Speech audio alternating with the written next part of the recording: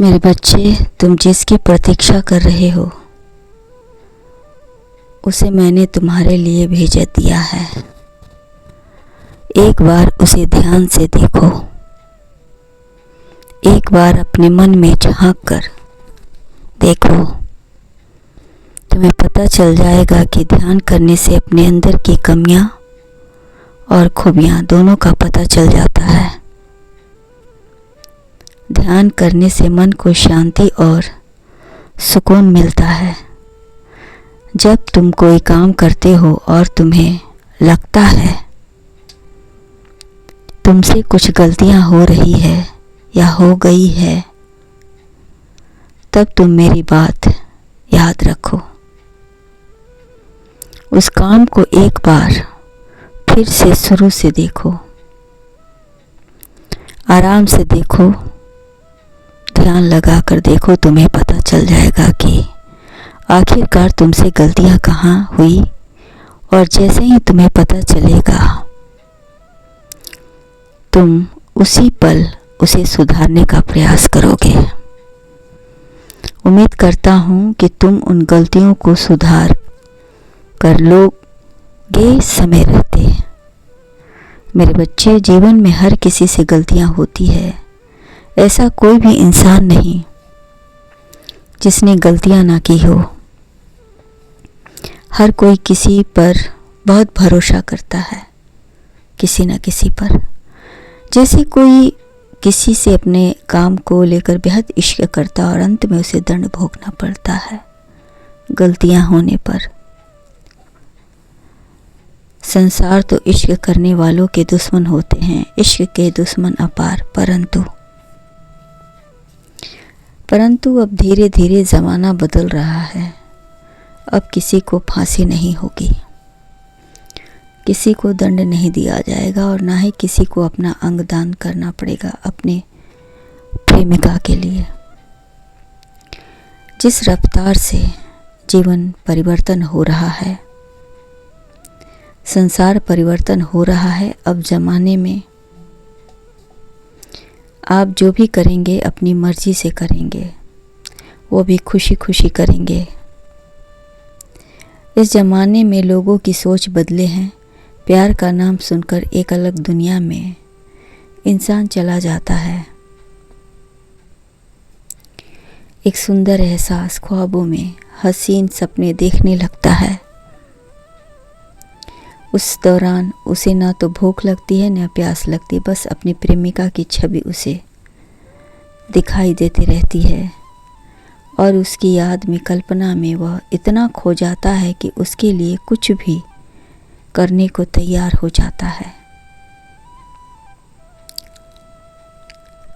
लोग बदले हैं, संसार परिवर्तन हुआ। अब लोगों की सोच ने एक नई दिशा ली है, उसकी प्रतीक्षा करता है, उसकी हर सुख दुख में उसका साथ देने को तत्पर है। इतना ही नहीं, वह उसके परिवार को अपना परिवार भी समझता है। आज लोग दिल और दिमाग दोनों से प्यार करते हैं। कहते हैं माँ बाप की मर्जी से शादी करो या खुद की पसंद से, शादी में खर्च उतना ही होगा। तो क्यों फिर अपना प्यार परिवर्तन करना? जिसे हम प्यार करते हैं क्यों ना उसी से हमारा विवाह हो। आज की पीढ़ी की सोच अच्छी है और यह शादी होकर रहेगा। तुम्हारा राज अब किसी से छिपी नहीं है, क्योंकि सब जानते हैं कि तुम किसी को चाहते हो, बहुत चाहते हो। प्यार के रास्ते में अगर रुकावट ना आए तो जीवन में आनंद नहीं आता। थोड़ा सा प्यार में ट्विस्ट भी जरूरी है। यह आपके जीवन की कमजोरी नहीं बल्कि आपकी परीक्षा की घड़ी होती है। इसलिए तुम्हारे बचाव के लिए, तुम दोनों के बचाव के लिए मैंने कुछ भेजा है, उसे ध्यान से देखो।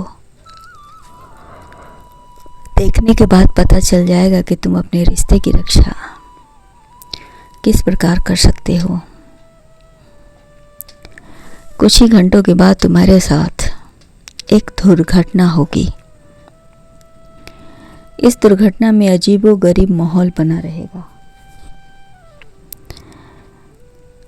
तुम्हें खुद को और अपनी उसको दोनों को बचाना है। तुम्हारा शत्रु बहुत व्याकुल है, वह तुम दोनों को जान से मार देना चाहता है, मौके की तलाश में है। किंतु फिक्र मत करो, तुम्हारे साथ तुम्हारे अच्छे कर्म हैं जो तुम्हारी रक्षा करेंगे। जो अच्छा होता है उसका हर काम अच्छा होता है। मेरे बच्चे, जानो तुम्हारा शत्रु के पैरों तले से जमीन खिसक जाएगी जब उन्हें उनके ही कर्मों का दंड उन्हें मिलेगा। यह तुम दोनों के प्यार के शत्रु हैं। यह इनका काम सिर्फ अलगाव करवाना है। इसे किसी की खुशियाँ अच्छी नहीं जाती। यह बहरूपिया है और रूप धरकर कई रिश्तों में कांड कर चुका है, कई रिश्तों को बर्बाद कर चुका है। ऐसे बहरूपिया से तुम्हें खुद को और उसको बचाना है।